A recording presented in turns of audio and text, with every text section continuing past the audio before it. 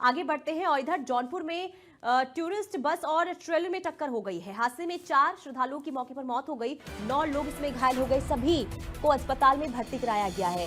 छत्तीसगढ़ से आए ये सभी श्रद्धालु यात्री एसपी मौके पर पहुंचे और पुलिस अब इस पूरे मामले की जांच कर रही है कि हादसे की वजह क्या रही है। तो हादसे में कई लोगों के घायल होने की खबर, 9 लोग घायल हो गए हैं, सभी अस्पताल में भर्ती हैं और छत्तीसगढ़ से ये सभी श्रद्धालु आए थे, यात्री बस में सवार थे। हालांकि जब इस हादसे की जानकारी पुलिस को पहुंची, पुलिस मौके पर पहुंचती है, उस पूरे मामले की, इस हादसे की जांच अब गहनता से की जा रही है। तो जौनपुर में टूरिस्ट बस और ट्रेलर में टक्कर के बाद बड़ा हादसा हुआ है। हादसे में 4 श्रद्धालुओं की जान चली गई है और आपको बता दें कि हालांकि अभी हादसे की स्पष्ट वजह सामने नहीं आई है, लेकिन जो ये हादसा हुआ है कितना भयंकर था, कितना भयावह था, इन तस्वीरों को देखकर आप अंदाजा लगा सकते हैं। ये सभी श्रद्धालु छत्तीसगढ़ से आए थे और इस हादसे का शिकार हो गए। बस और ट्रेलर की टक्कर काफी भयानक थी, भयावह थी। इन तस्वीरों को देखकर आप समझ सकते हैं, क्योंकि देखिए बस के आगे के जो बस का जो आगे का हिस्सा है वो पूरी तरीके से क्षतिग्रस्त हो चुका है। हालांकि बस में कितने लोग सवार थे इसकी भी जानकारी आपको आगे देंगे। और हालांकि इस हादसे में 4 लोगों की जान जाने की खबर सामने आ रही है, जबकि 9 श्रद्धालु घायल हैं। सभी की स्थिति अभी भी गंभीर बनी हुई है। लेकिन सवाल ये कि आखिर हादसा हुआ कैसे, कहां पर लापरवाही देखने को मिली है, अब इन लापरवाहियों की ही जांच पुलिस करने में जुटी हुई है। तो जौनपुर में टूरिस्ट बस और ट्रेलर में भीषण टक्कर और इस हादसे की तस्वीर भी जरा आप देख लीजिए। ये बस के आगे का हिस्सा है जो ट्रेलर से टकराता है, इसके बाद पूरा का पूरा बस किस तरीके से क्षतिग्रस्त हो गया है, पर फट्टे बस के आगे के हिस्से के उड़ चुके हैं। तस्वीरों को आप देखिए और खुद अंदाजा लगाइए कि ये जो हादसा था कितना भीषण रहा होगा। हालांकि 4 श्रद्धालुओं की जान जाने की खबर मिल रही है। और सिद्धार्थ के पास चलते हैं। सिद्धार्थ हमारे साथ बने हुए हैं। सिद्धार्थ, ये हादसा कब हुआ और हादसे की वजह क्या अब तक सामने आ पाई है?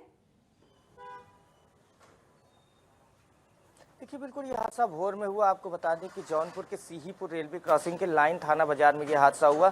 आपको बता दें, जिस तरीके से प्रथम दृष्टया जो जांच में निकल कर सामने आया, जो जानकारी निकल कर सामने आ रही है प्रत्यक्षदर्शियों के मुताबिक, ये ओवरटेक करने के चक्कर में बस नियंत्रित होकर जाकर ट्रेलर में जाकर लड़ गई। आपको बता दें, ये डबल डेकर बस थी।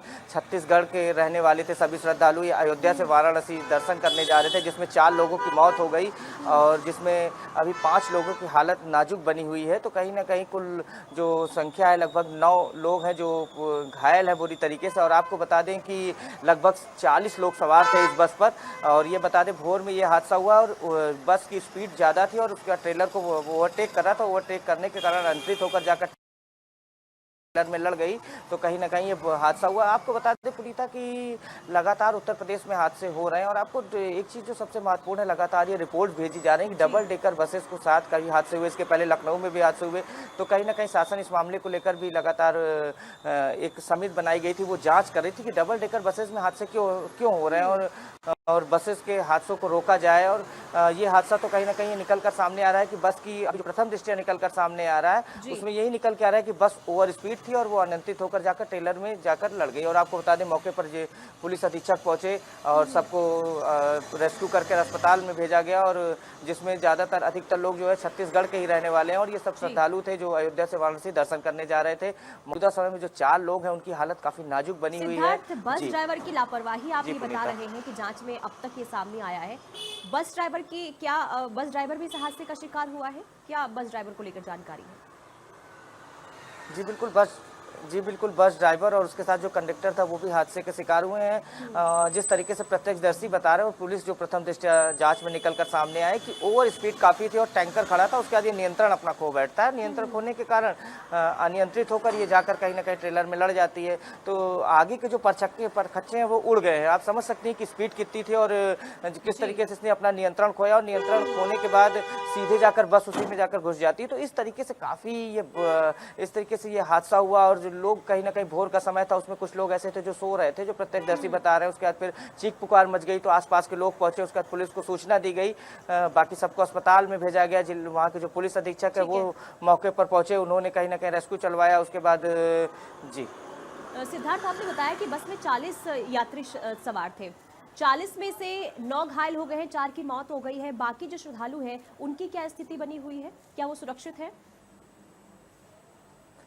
देखिए, जी बिल्कुल, उसमें सभी सुरक्षित है, उसमें ज़्यादा चोटें किसी को नहीं आई हैं, लेकिन कहीं न कहीं उनके परिजन हैं, वो साथ रहने वाले हैं, तो कहीं तो सब एक ही जगह से एक ही साथ आए थे दर्शन करने, लेकिन ऐसा ही अनफॉर्चुनेटली ये घटना घटी है और उसके बाद लोग कुछ समझ नहीं पा रहे थे क्योंकि दर्शन करके लौटे थे और इस तरीके से घटना हो जाना और उसमें जो प्रत्यक्षदर्शी है उनका कुछ प्रत्यक्षदर्शियों का कहना है कि सुबह का समय था, कुछ देर तक तो लोग समझ ही नहीं पाए कि कैसे हादसा हो गया, कुछ लोग उसमें सो रहे थे।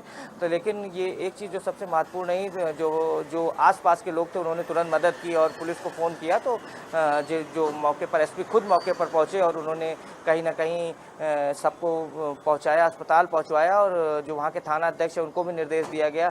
लेकिन फिर एक सवाल लगातार ये उठ रहा है कि double decker buses Uttar Pradesh में काफ़ी एक्सीडेंट हो रहे हैं, इसके कारण क्या है? समिति भी बनाई गई है। अब देखना ये समिति क्या रिपोर्ट देती है, क्योंकि डबल डेकर बसेस इसके पहले भी शहीद पथ पर हादसा हुआ था, तो लगातार डबल डेकर बसेस हादसों का शिकार हो रही हैं। अब इसको लेकर भी जांच की जा रही है। जी ठीक है सिद्धार्थ, बहुत शुक्रिया तमाम जानकारी के लिए। तो स्पीड, ओवर स्पीड अब तक हादसे की वजह सामने आई है, हालांकि पुलिस गहनता से इस पूरे मामले की जांच कर रही है, जांच के बाद ही स्पष्ट वजह सामने आ पाएगी।